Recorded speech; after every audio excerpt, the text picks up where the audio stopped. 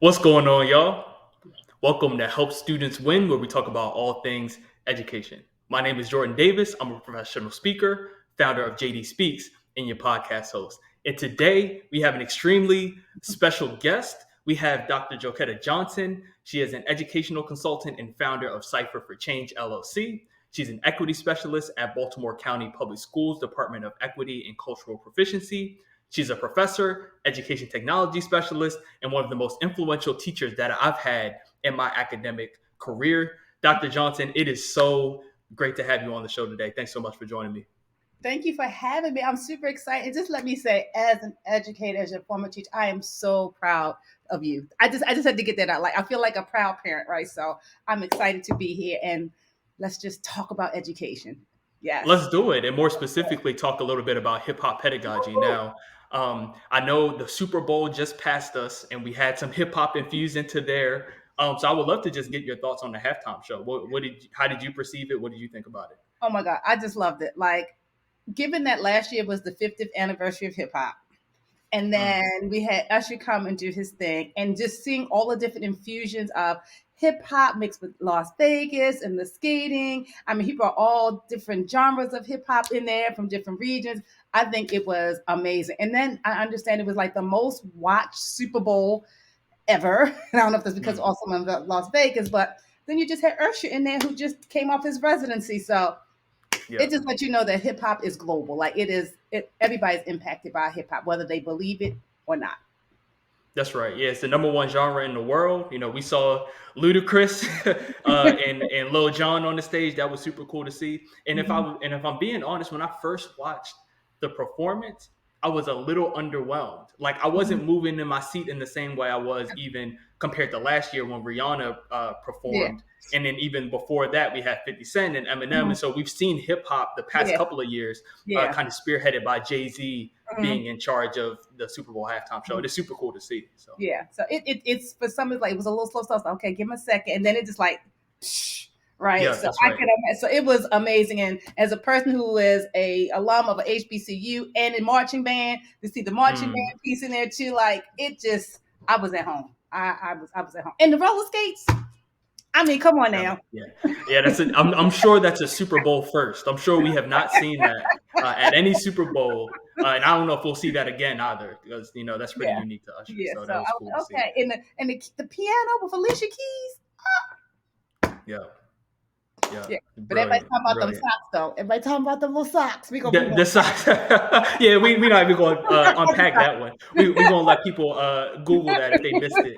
Um, Check out the but I socks. would love, yeah, yeah, I would love to ask you too, like, what is because we're getting into hip hop pedagogy, Mhm. and I want to know from you what is your earliest memory regarding hip hop? Like, what is your earliest hip hop memory? Like, when did you first fall in love with the genre? Wow. So I think my very first memory of hip hop has to be the cliche of, and I don't mean it by cliche, but it was the first commercialized one, which was the Sugar Hill Gang, right? That was the first Yeah, commercial record that was sold. Being here in Baltimore, like that was it, like because it was the first record. However, I think I began falling in hip hop, falling in love with hip hop when I start seeing a lot of the females also come into it. So I love the, Sugar Hill Gang and like the message, like all those pieces when it started being commercialized and started hitting more on yeah, radio. But then I really started loving hip hop. Other thing when I started seeing more females in the game.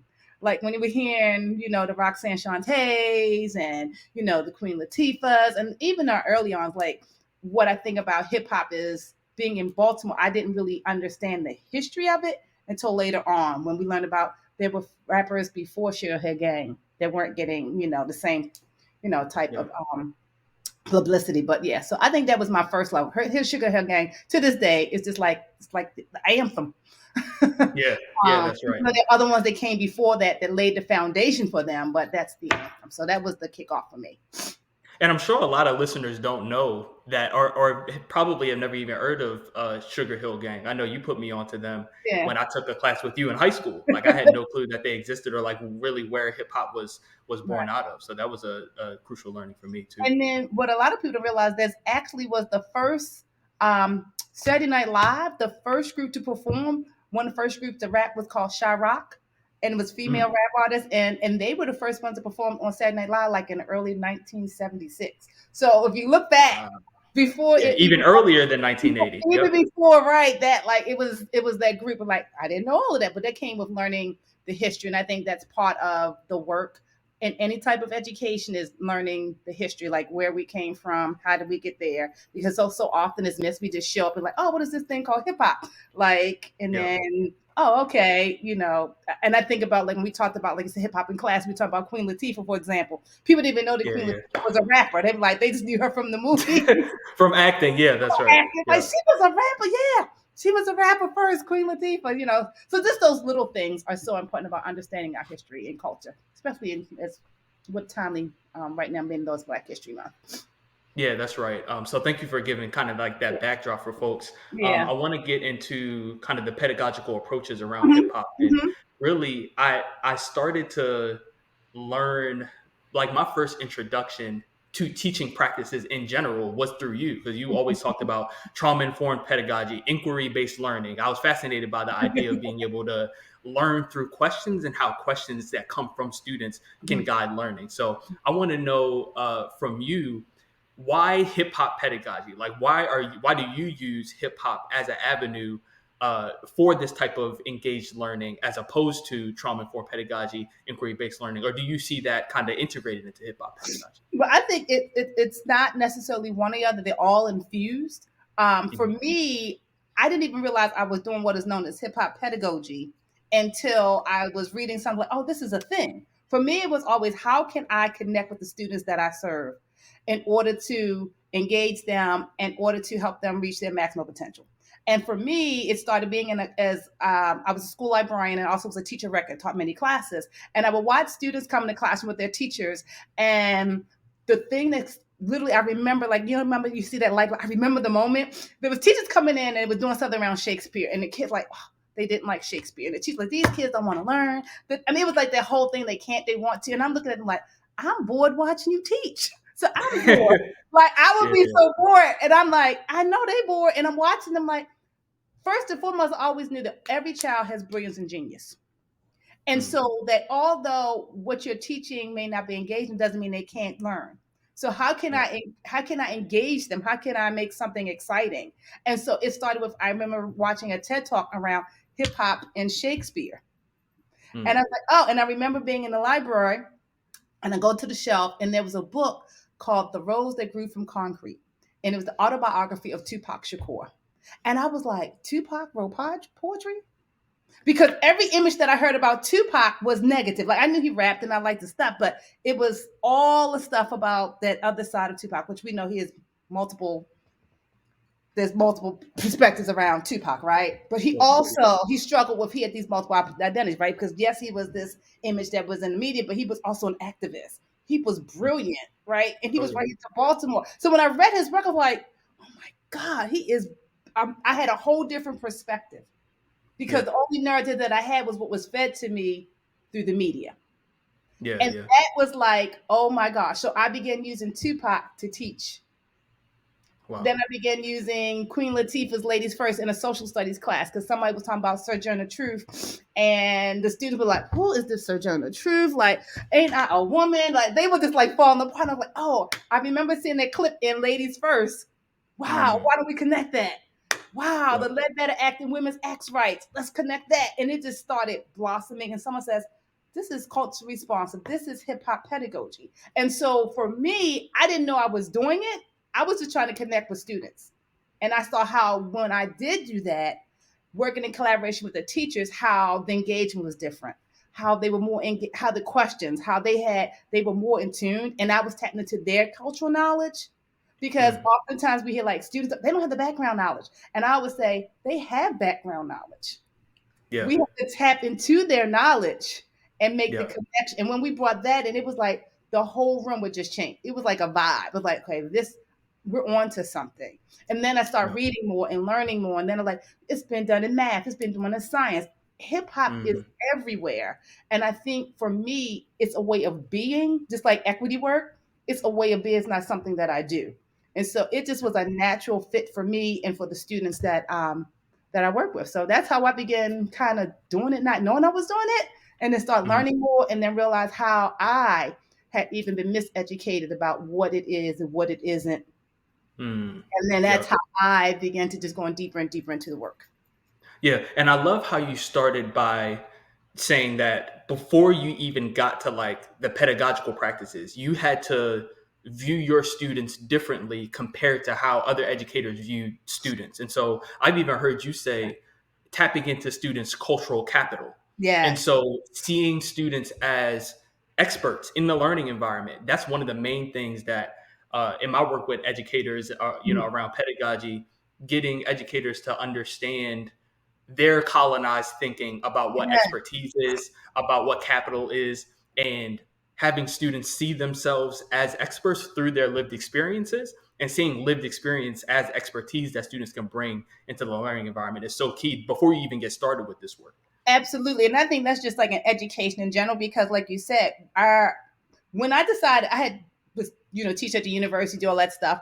Before I even went to get my doctorate, I said I'm not going to do that because of educational hazing. I did say that. Um, Mm, but it was yeah, my passion for understanding more around hip hop and curriculum that drove me to go back to school. And then when I went back and worked on my doctorate, and we spent more time, because mine is in curriculum and instruction, and mm, digging deep and recognizing how curriculum really is grounded in this dominant culture and wasn't even set up for Black and brown children. yeah. And then once I began peeling back the layers, it began to make sense. To like, oh, this is why such and such. This is why curriculum looks like this. This is why this. And we the understanding of education versus schooling. And so that traditional now understanding of education, you come to school, you sit down, it's the banking model. I am the expert as the teacher. I'm just going to pour into you. You raise your hand, you regurgitate back to me, you sit up straight, you follow directions, we're good, you get a grade, and we move on. I mean, that's basically how it is. Unless you got those teachers who are like, let's, be interactive. I want to hear what you have to say. And so when you realize that students have knowledge, and they're, like you said, their cultural capital, like their knowledge is currency. Their experiences is currency. We should be co-constructing. I never felt as I was an expert in a space. Never. Because I Mm, always knew I always wanted to be not a transaction, but this interaction of co-construction of knowledge. You have just as much knowledge as I do, if not more, in certain areas. How can I learn from you? And that's a lot as an educator. It's coming from the kids and say, I don't have all the answers. I mm. don't know it all. I don't even know if this lesson's going to go right today. That's a lot, right? Because you have to be vulnerable. But I think that's part of the teaching space that I'm still learning, and I can learn from you. And I think that's part of the other piece what I love about hip. But that could be with just teaching in general, even before hip hop pedagogy, trauma enforced, whatever that. I have to know my role and who Yeah, I am. And may he rest in peace, Dr. Asa Hill used to say, we teach our culture first and then curriculum. I need to recognize mm, my own culture. And culture yeah, is more than just race, because often we don't feel comfortable saying race. So we've used culture as race, but it's all mm, of those other identities that make it up, my own beliefs, my values. And that shows up first. So if a teacher believes I am the steward of knowledge and you are, that's what I'm going to do. And so I think yeah. that's so important. You got to check into yourself first. Yeah, that's right. That reminds me of a quote from Dr. Chris Emden, who teaches. Yeah, I love Dr. Oh, Emden. He says all the time, you can't be culturally relevant to your students until you're culturally in tune with yourself first. So yes. you have to be culturally responsive to yourself before you can be culturally responsive to your Right. students. I just think that's such a clear depiction of what you just described. And I think that's important when we're talking about education. The title of my dissertation was The Miseducation of the Educator. And Mm, it was focusing on the impact of culturally equity professional learning on developing culturally responsive hip hop educators.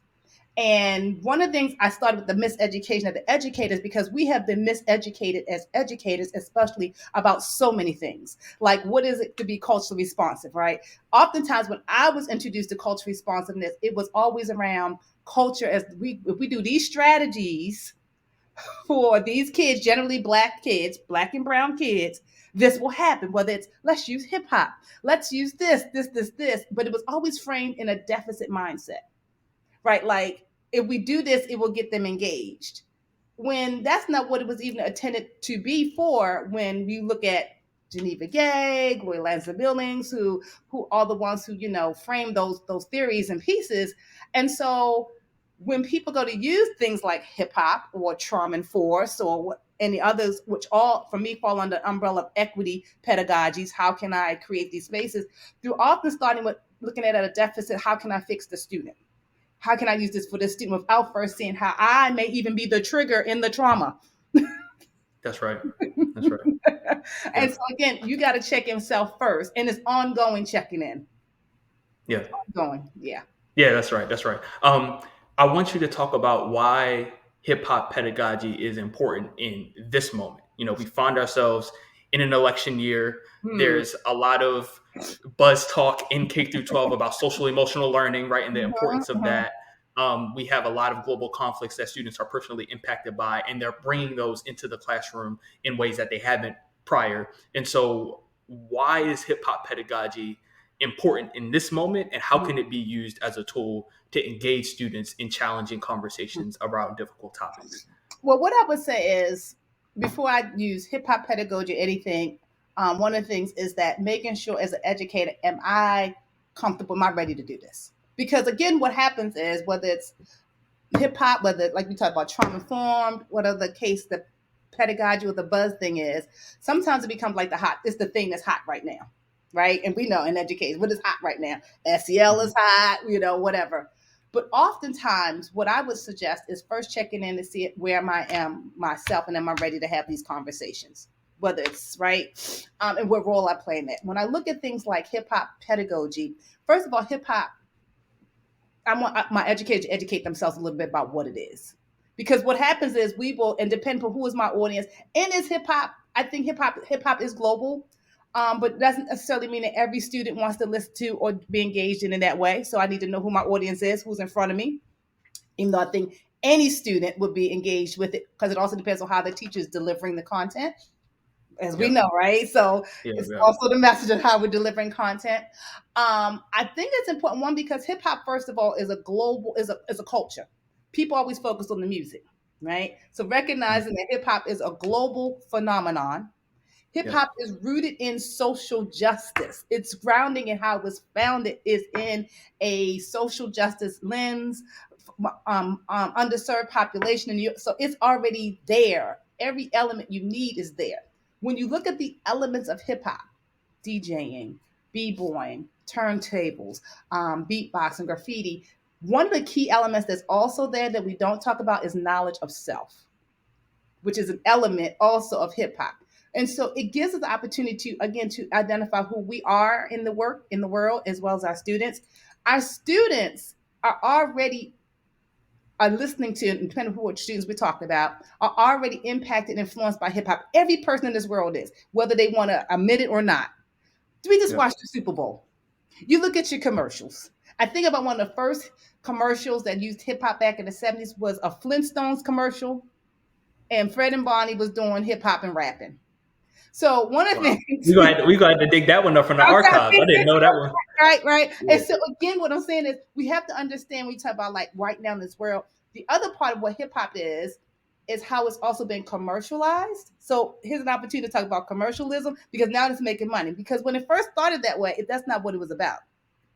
But somehow or another, now it's like, oh, we can make money off of this. So the message ends up changing. The focus gets some changing. What we see on TV, we assume that's the only type of hip hop. There's various genres of hip hop. And so I think all of those lend themselves to teaching, right? There's parts of the country where they're using hip hop for their own social justice, in Gaza and Pakistan and Africa, all around the world. If you go and do hip hop global, you will see how they're using it as a message. One of the first messages from hip hop was called The Message. You have Fight the Power. You have Self-Destruction, like all of these tools for teaching. And then the new things that came out since the George Floyd incident.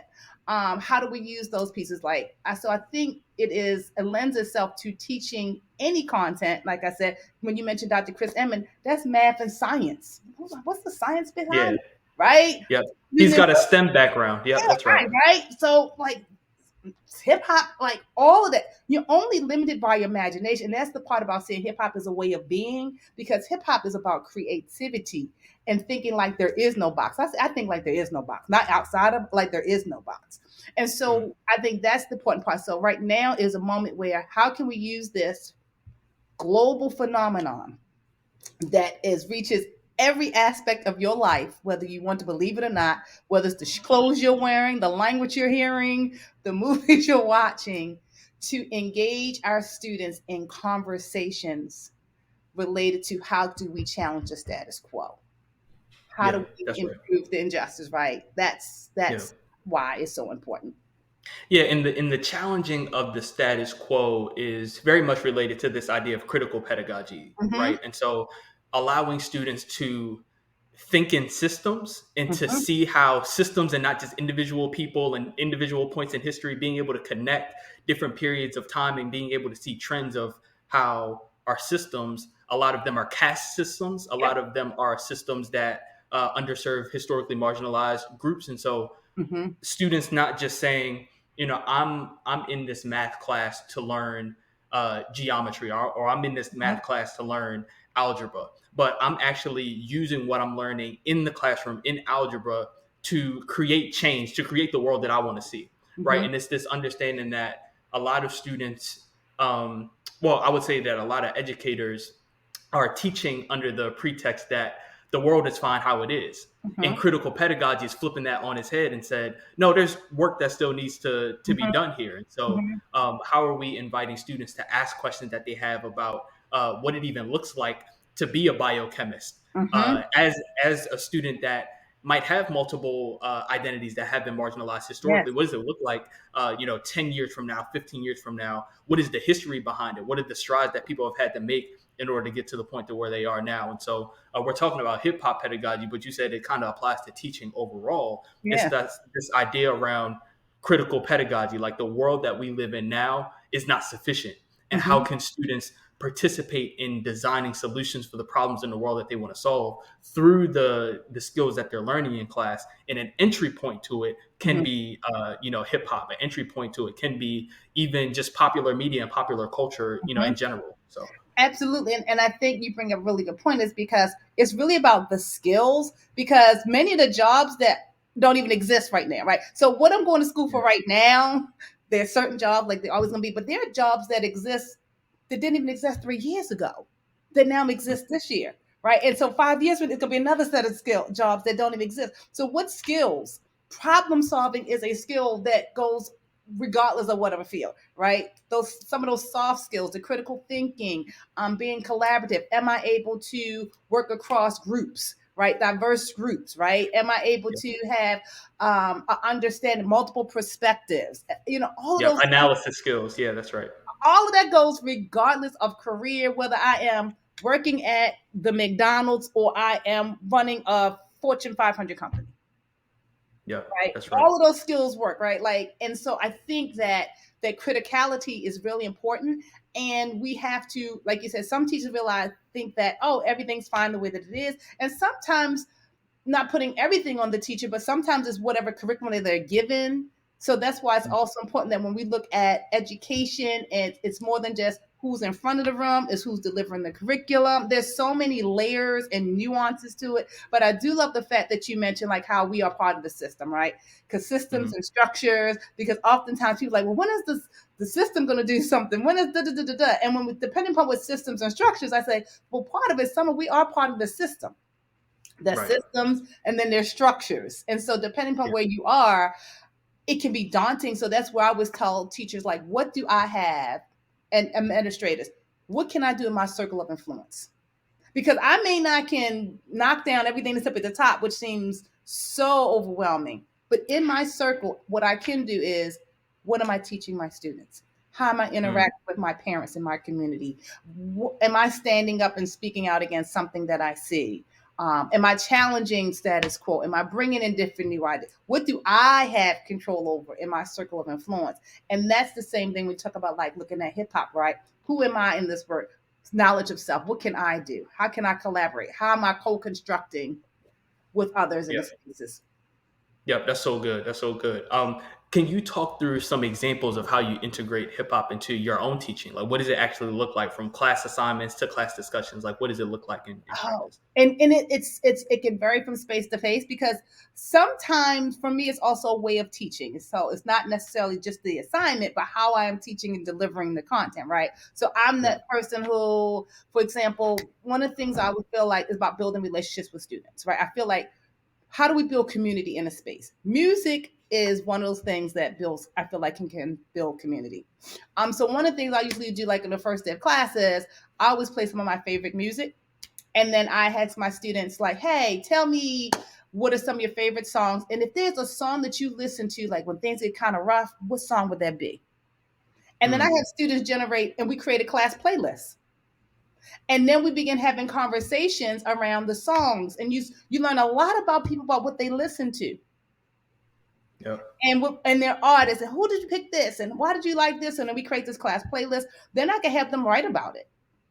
Now I'm looking at writing samples because oftentimes a teacher come like, oh, I gotta get this assessment done and this, and I get it and understand it, but me think like there is no box.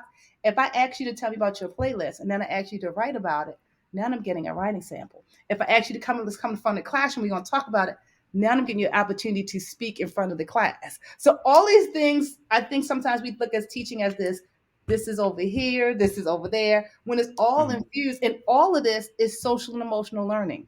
And I think that's the piece too, because the buzzwords, it's all about, again, commercializing everything. So now there's SEL programs. We're going to do this SEL. Now there's SEL time. SEL should be happening all the time. The moment I'm Mhm. taking and looking at myself and I look at that playlist and I'm like, I like this song. And when I hear this song, it makes me feel this way. And I know that if I'm feeling such and such, I need to do that's SEL. I don't need to have a moment that says, now I'm doing SEL. Now I'm doing equity. Now I'm doing trauma informed, right? So it's Yeah. that because what happens is feel like it's one more thing, and then I can take something off the plate and not do it. But Yeah. when it's all happening at the same time, it's just natural and it's organic.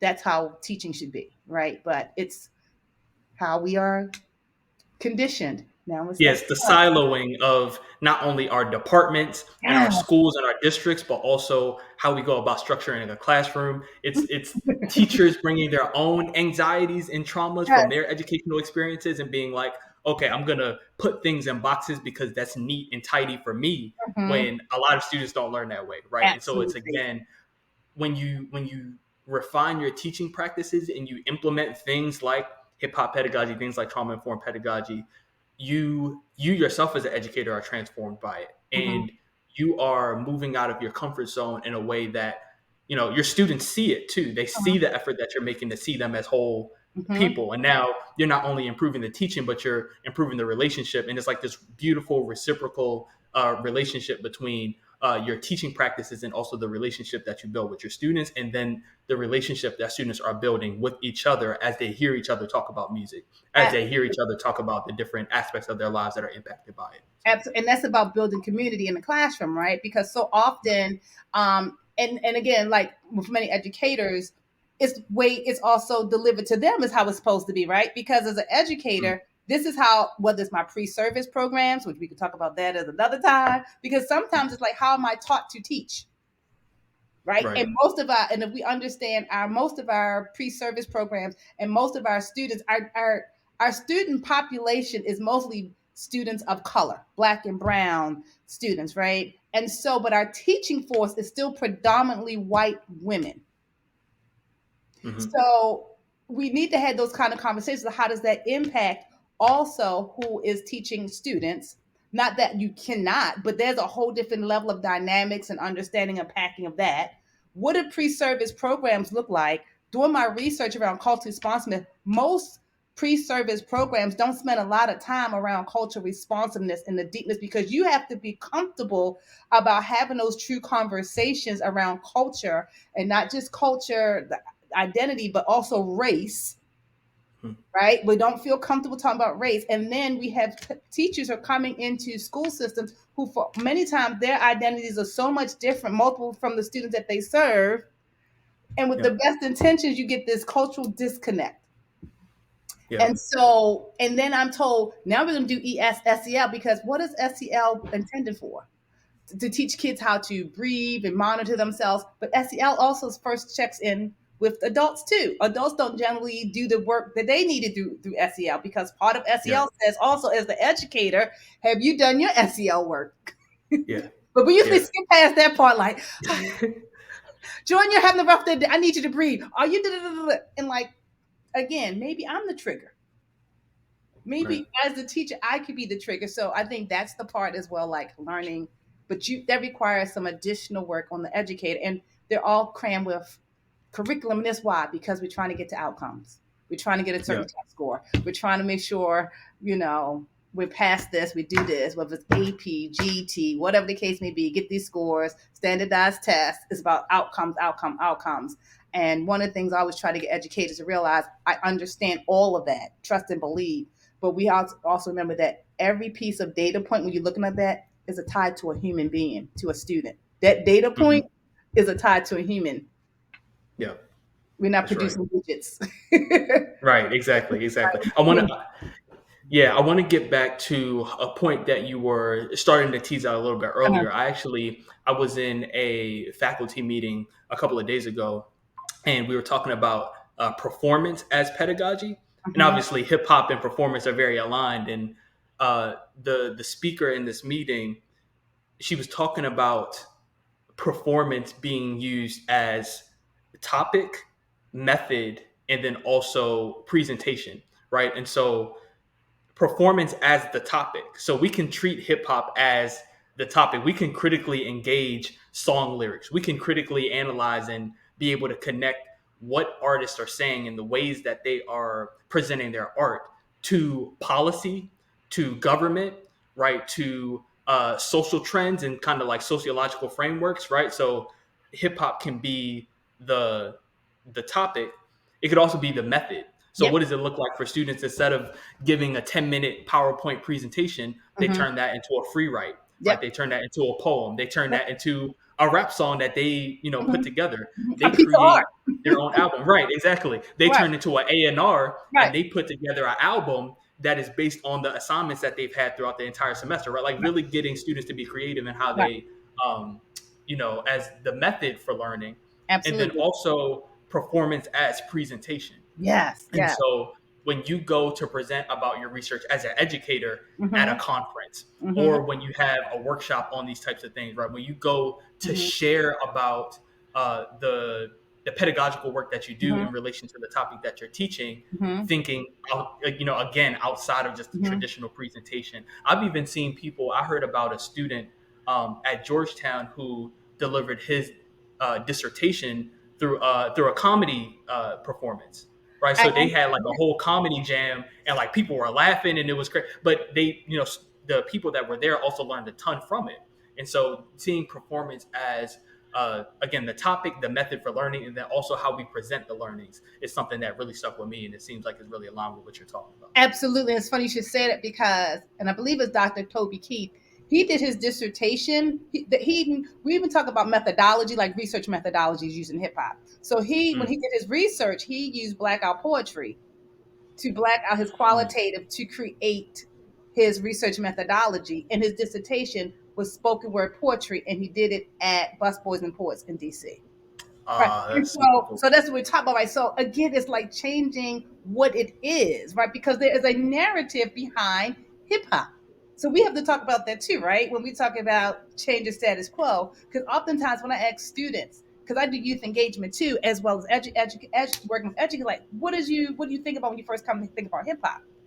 And so most times it's gonna be rap. You may hear words like gangster. You may hear violence, misogyny. There's the profanity. You hear all these things, and multiple things can be true at the same time. But there's also the gifts, the arts, all these positive things that come out of that as well, right? And so I think that's why sometimes it's also people are hesitant when we talk. I'm gonna use hip hop in my classroom. They really go to rap lyrics and cursing. Right. And I think that's the first thing that, because they don't understand the full complexity that hip hop is a global phenomenon and culture. Hip hop is the culture, and rap is the music. And even that is the conversation, right? Like the Yes, things that are mainstream yes, are often the things that are misogynistic or even transphobic sometimes in hip hop, like these different things that are coming up. Why is that? Yeah. Like, why do we have like literally hundreds of rappers throughout history, male and female, that have talked about social change, that have talked Mhm. about policy, that have talked about healthcare, that have talked about taxes, like literally like these social systems that we have rappers that have prioritized that in their music. Why are those things not mainstream, Right. right? And getting students, to talk about those things too. So. And we have hip hop artists who talk about those things now, but it's not often the mainstream was the undercut, because then we had those conversations like we used to do in class about why is that? What? Because this is selling. Who has the message? Who's controlling the message? Yeah, that's And right. why are they controlling the message? Do you know about this artist? Well, I wonder why. Right? Let's talk about that. Why do you think that's not selling? Who is the face of it? What is language used? What language is used?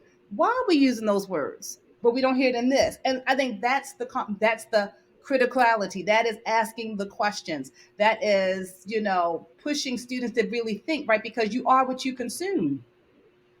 Mm-hmm. Right? We are what we consume. So if only thing that's what I'm hearing on the popular radio stations and now that there's so much social media, and I'm not anti-social media, but I can really silo what I'm listening to, who I'm listening to, what I'm reading. I can really silo myself, and that's all that I know. So where is the education?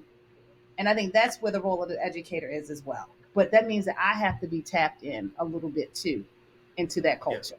I don't have to Yeah. know it all. I don't have to know everything, but I have to be willing to tap in and figure out what I can do and how can I begin asking those questions. Yeah, yeah.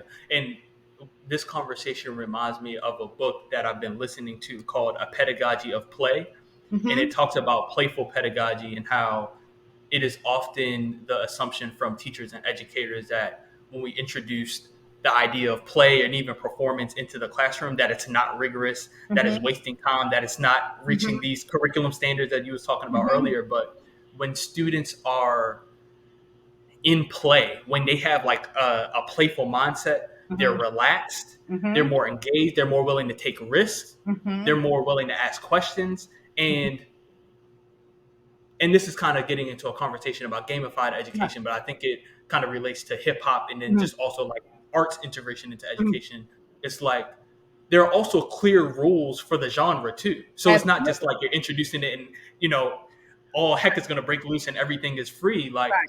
there's rules to a cipher. Right. There's rules to like what is a bar, what is a Right. stanza, Absolutely. what is a Right. bridge to a song, right? Like Right. these genres have rules and constructions to them, and so it Mm-hmm. allows students when you have a structured medium, Mm-hmm. students can feel free within that. And so it's Mm-hmm. balancing the structure and the rigor with also the play and the performance aspects of teaching too. And that goes back to too, as the teacher in that space, many people will feel uncomfortable because most teachers and education is all about controlling, right? Again, in order for me to come in and say, okay, let's say we're going to do a cipher. Let's say we're going to do hip hop. Oh my God, what if they're using proper language? Oh my, what is this? What if this, all these, what if, okay. So what if they do, then what are we going to do?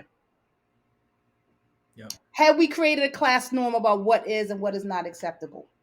And if I use profanity in a classroom, is the whole world going to, you know what I mean? Like, so, but you have to be in a space as the educator and create a space for your students to feel like this is what, and we have these discussions. But that often does not it's not what happened. And again, when you talk about the play and all those other things, our curriculum and our educational system still says, where do we have time for that? Because we're trying to get these test scores. That's not how it was set up.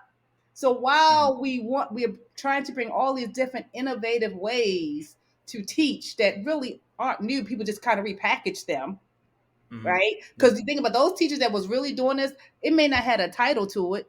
They were just doing it.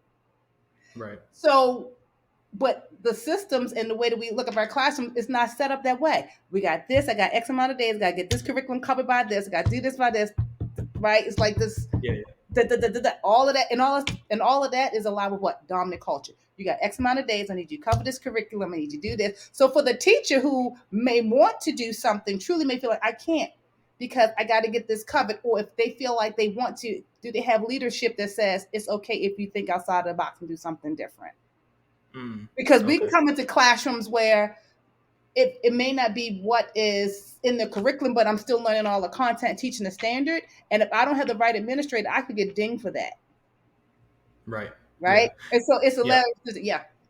Yeah. And I've been reading about some school districts in states like Texas, for example. They have cameras in the classrooms that are like surveilling not only the students but the teachers to make sure that they're teaching some of the Wow. stuff right. And so there are some districts that, like you're saying, like the structural aspects in the leadership that really aren't built for this kind of work. And so I understand that this might not be applicable to the scale at which we're talking about, right? But like Right. the little things that you can do to try to integrate those things. I've been removed from like the K through 12 structures for a while because I Mhm. work in higher ed. I work at a Right. university. And so could you dive a little bit deeper into what it's like to teach in a school district and like to have all of these things top of mind? Like how did you balance that as an educator? Like meeting your curriculum standards, navigating leadership who might not be as flexible with the type of teaching or open to different types of pedagogy. Like, how did you balance those things as an educator? And it's really interesting because my in the K-12 in higher ed too, because we talk about higher ed too. When I come to higher ed and I do things totally different than what is expected from my students, Yeah. and like, what are you doing? You're not supposed to. Anyway, in that case, for me, it's always been about closing my door and doing what's best for the students in front of me. Now, I can't tell people to always do that. I also was a school librarian, and then I was a teacher record for a couple of classes as well. I was fortunate for the most part to always had leadership that trusted what I was doing, and Mm. so I was able to do what I needed to do. So I wasn't in the classroom with the teaching, I guess, what we call the core content. So some may not feel that way. But there are teachers that I know that do teach the core content. And what relationships do I have? Because I have many administrators that will bring me in to do presentations with their staff about how to infuse this and still teach standards. And I think that's the part, like, how do I still meet all the standards and still infuse this? Yep. Is the work. And that's the part that's often missing, right? Like you're given a curriculum. Who's writing a curriculum? Yep. Right? And then I'm supposed to do it. So I would look at curriculum and I had to know my students. So you have to know your students. And I asked my students. I, I don't know if teachers still, I always learned how to read the room. That comes from my speaking. Read the room. You ever been in front of class like, I'm teaching? And one person once told me, teaching, telling ain't teaching. Oftentimes I'm That's right. telling, but I'm not really teaching. Yep. And then I said, well, I told them. Yeah, but did Right. you teach it? Did Yeah. they Yeah. grasp Exactly. it? Right. And that goes back to engagement. What does engagement look like? Because I can come into a space and we talk about that play, and I like to call it organized chaos. And Yep. so much learning could be going on. So, oh, this is hectic. This is crazy. This is too loud. And I can go to another room where it's quiet and oh, they're so engaged. Engagement does not equal that I am paying attention. Engagement Yep. can also just mean I'm being compliant. There are a lot of Yep. students who know how to play school. They go in, they do what they need to do, they're passing, but they're not really learning. They can pass the test, but have not really learned anything. Yeah. And Yeah. so, And yeah. yeah. And would you say that today in 2024, like when principals and even school district leaders are looking at whether their teachers are meeting these standards, is it usually measured by standardized tests? Is it measured by like grades and academic performance? What are the main metrics that district and school leaders look at to be able to determine, okay, this teacher has met their curriculum standard? Like, what does that look like today? All of that. So you have everything from the state's tests that come up because the school gets a report card, did your school Mhm. meet this based upon these many stars? Then students have their individual tests that they take. And then you have, of course, your report cards, are they on reading, on grade level for reading, for math? And then we're not even going to talk about when we talk about our multi-language learners, right? So that's another aspect to this work as well. So we look at all of those pieces, and is the curriculum being taught? There's pacing guides, and every school district is different. Some have curriculum that they have purchased, and you do this way. Some schools districts create their own. It's sometimes a combination of both, but generally it is based upon state tests and individual tests where students are going if they're meeting the Yeah. standard, right? And that Yeah. doesn't mean that if I don't meet a standard, and this is the part of the work too, is if just because I may not meet that standard or do well in that test doesn't mean I'm not learning and I'm not having academic growth. So there's this Mhm. thing between growing and growth, and then what did I meet a standard? Yeah. Because both can be Yeah. happening at the same time. Yeah. Now let's go back to teaching real quick. I know you're a Yeah. education technology expert, right? And so I wanted to get your thoughts on just technology in the classroom today. And so I guess we could start by, no, did you have something that you Oh want to no, share? no, I'm listening. Okay, gotcha, gotcha. Mhm. Could you share two technology tools that are helpful for Wow. you in the classroom today? Like, what are some of the tools that you're using in your teaching today that have been most helpful to you? Um, wow. There's so many different things. I am still a big proponent of the power of using cell phones.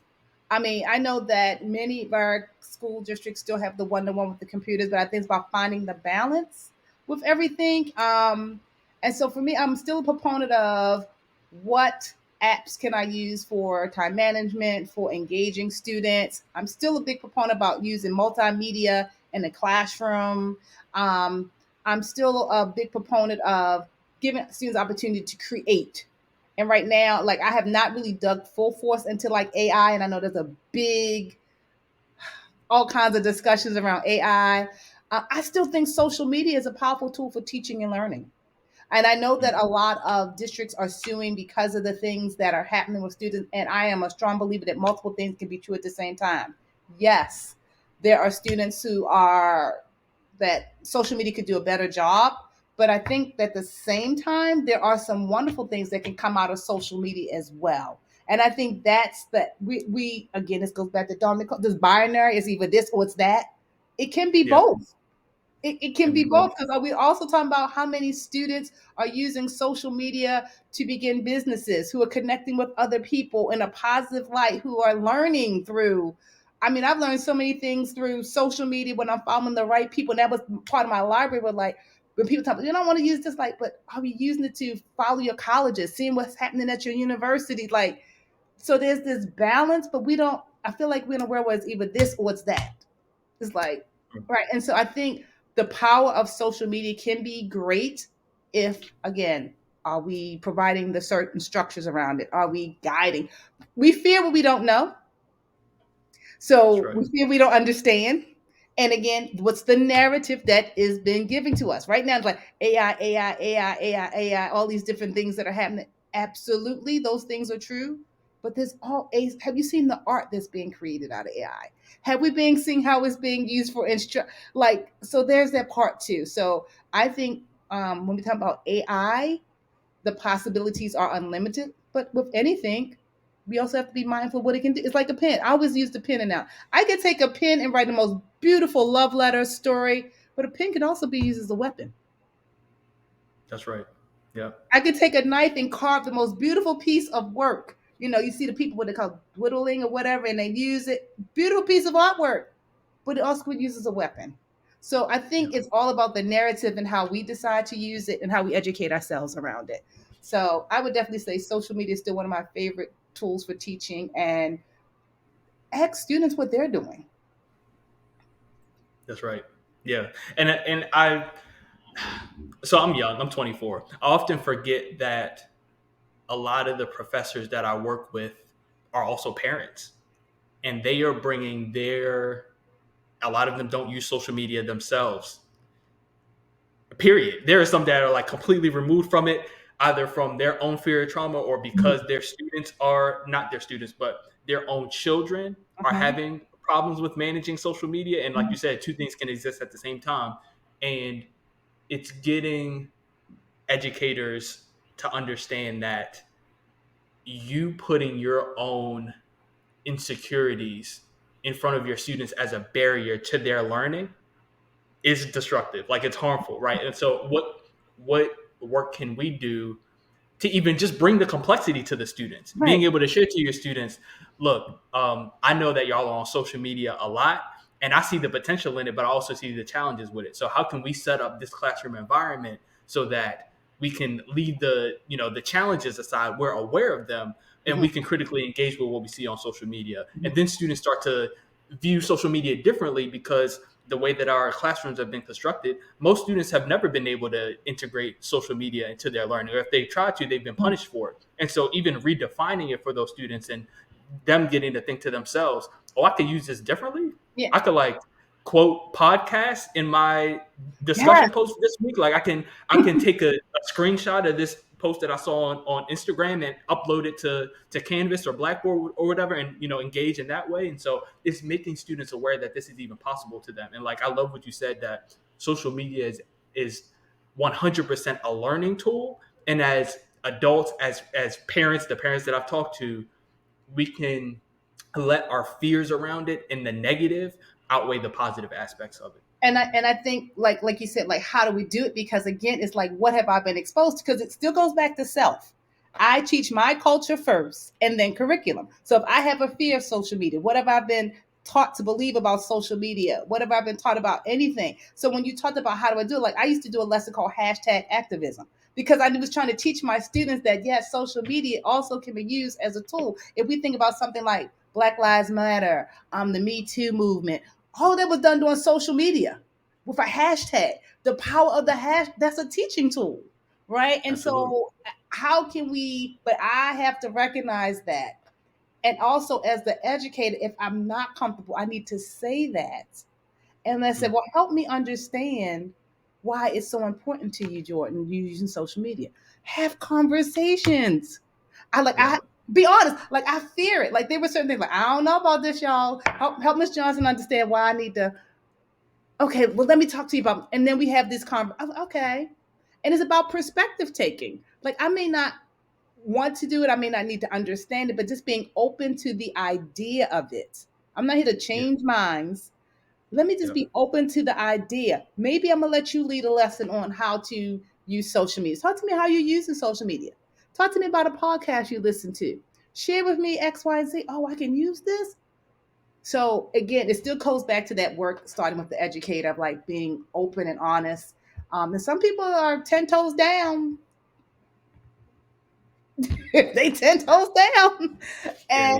Yeah. And it's a challenge, but I think there's always a window for opportunity if I lead into going back to we said the cultural capital, that currency, that wealth of my students, whether I'm K-12, whether I'm higher ed, um, giving opportunities to co-construct knowledge in a space Yeah. is the way to do this.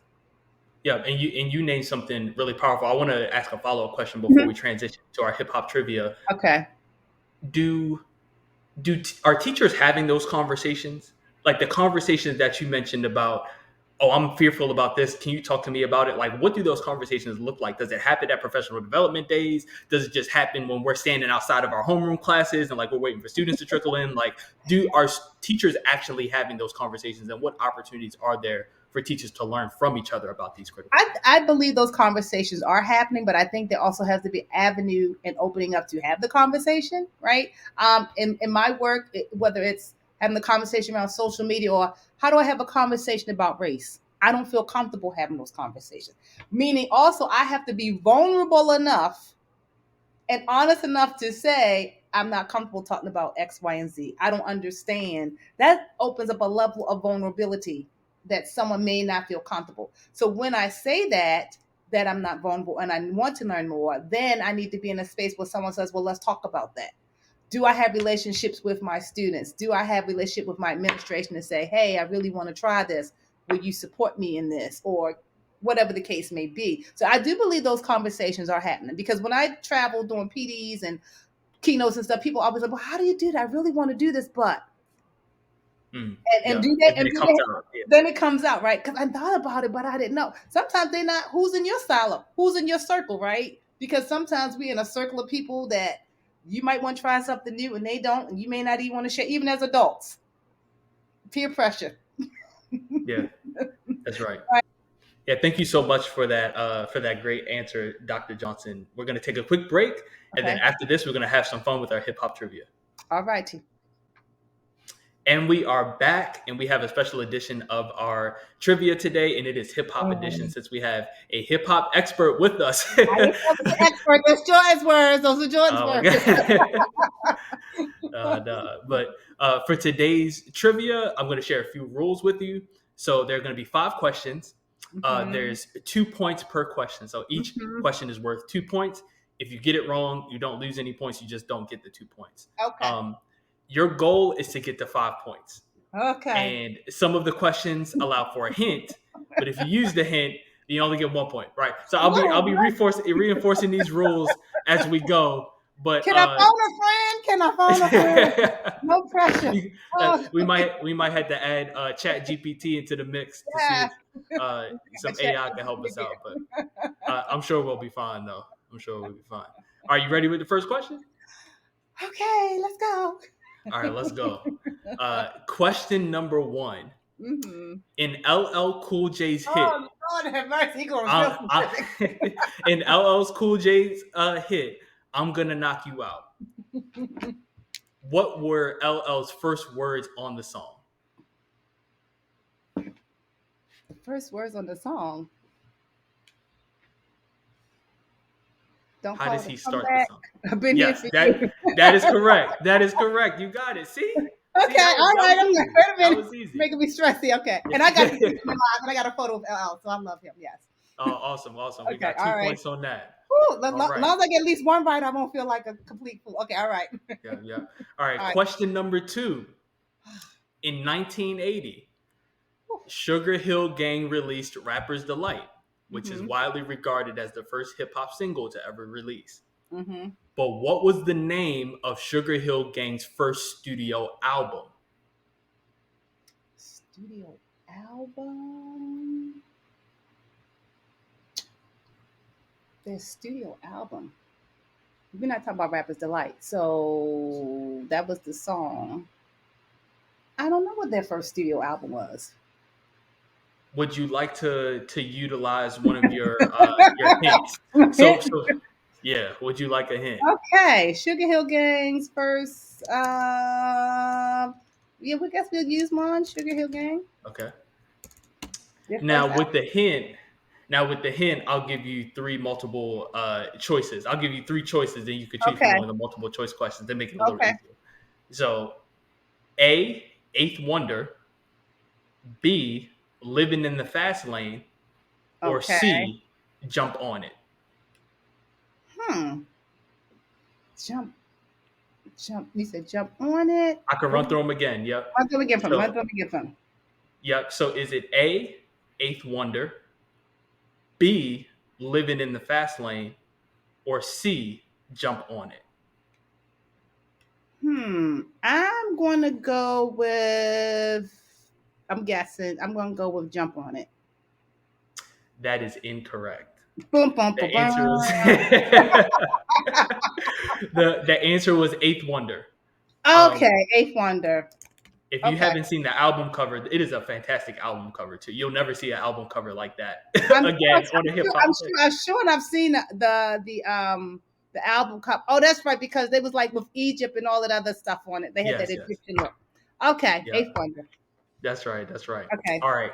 Question 3. Okay. We're fast forward into 2024 with this question. Uh-oh. Whew. Last month, Nicki Minaj dropped the song Bigfoot, a diss track that broke the internet for the line, quote, "Bad girl, she like 6 foot. I call her Bigfoot. The girl fell off and I said, get up on your good foot," end quote. What is the name of the artist that was dissed in this song? Name of the artist that was dissed in the song. Who was it? I'm thinking. I haven't listened to Nicki this month. Give me a hint. Okay, we're going back to our multiple choices. So, is it A, Cardi B? Probably Cardi. It was probably Cardi. I'm gonna still run through them though. B, Yeah. Megan Thee Stallion, or C, Lil Kim? I think it was Cardi. That is incorrect. Oh no! It was Megan Thee Stallion. Stallion. That's right. Yeah, because the foot line was in Because reference it to was the shooting. Yes, Yeah, exactly. see, I did because she got shot. Yeah. Well, Yeah. okay, I'm 2 for 2.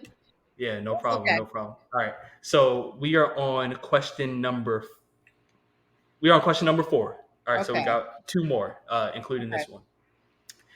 Name as many members of the Wu-Tang Clan as you Lord have can. mercy.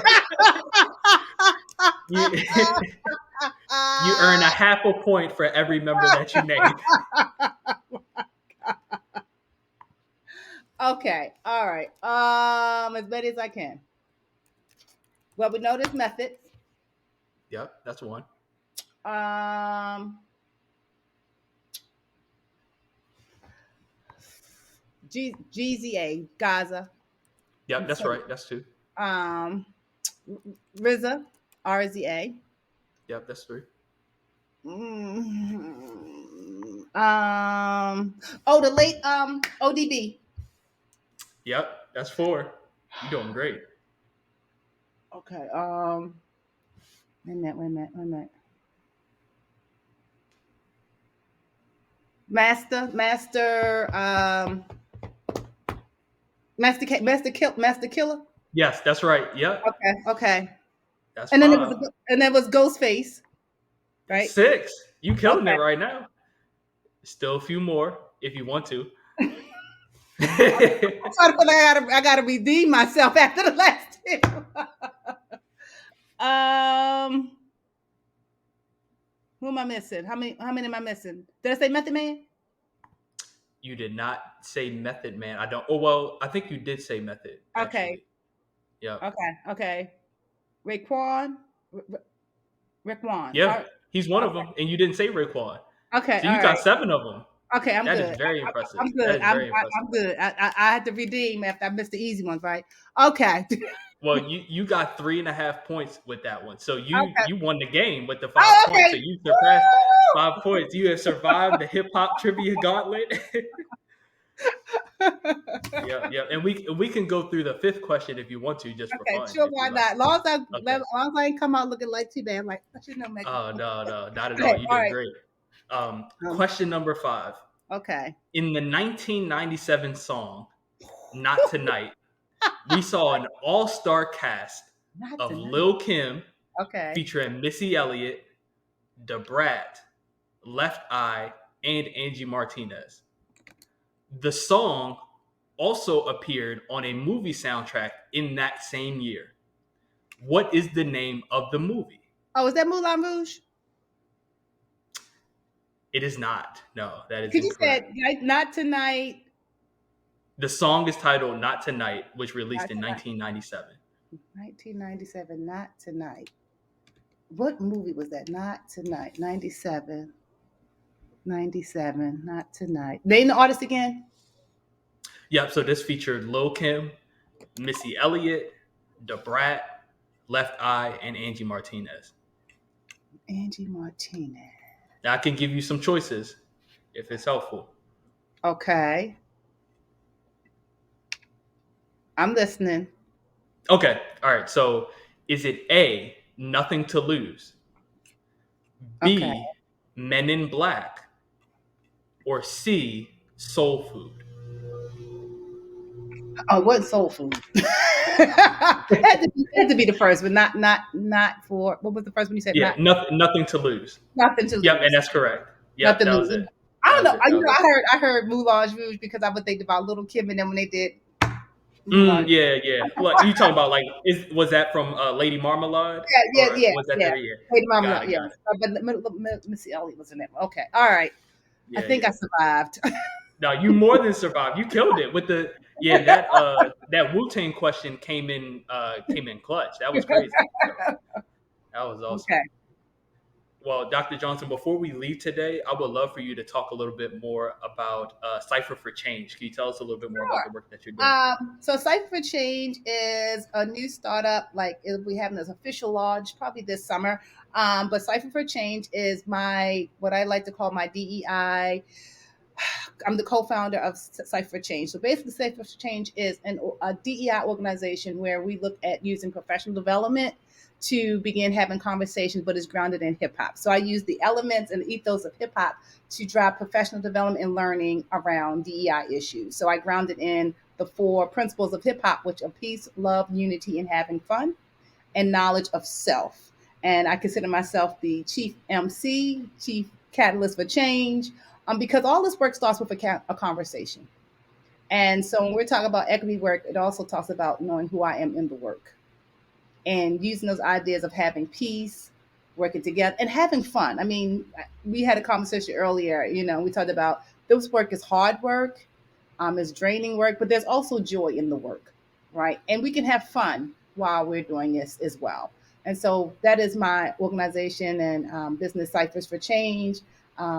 Everything from keynotes to presentations, student engagement, and I still love working with students. That is still my passion. And I hope that eventually what will happen, I'll have my whole nonprofit around that as well, where we teach through hip hop. Everything will be taught through hip hop. And it won't be going to school. It'll be after school. So we don't have to worry about all those other things. Yeah. That's fantastic. And where can people find you? You can find me your regular places. My website is slowly coming up, which is JoquettaJohnson.com, which is the old site. You can find me on Instagram at Joquetta Johnson. I'm on Twitter. Well, no longer Twitter, excuse me, at X. We all still call it Twitter, though. That's fine. I haven't heard a single person really refer to it as X. I feel like we all holding on to Twitter. Yeah. I'm holding on because it's helpful. You can find me on X, which always made me think about Malcolm X. But that's yeah. At According to Joe, and you can always email me at joquetta.johnson@gmail.com, and I look forward to hearing from anyone who wants to reach out and have discussions. And thank you for this opportunity. So this has been great. Anytime we can talk about hip hop and education and helping students win, I'm down for it. That's right. Thanks for joining Dr. Johnson. This has been Help Students Win, and I'll talk to y'all next week.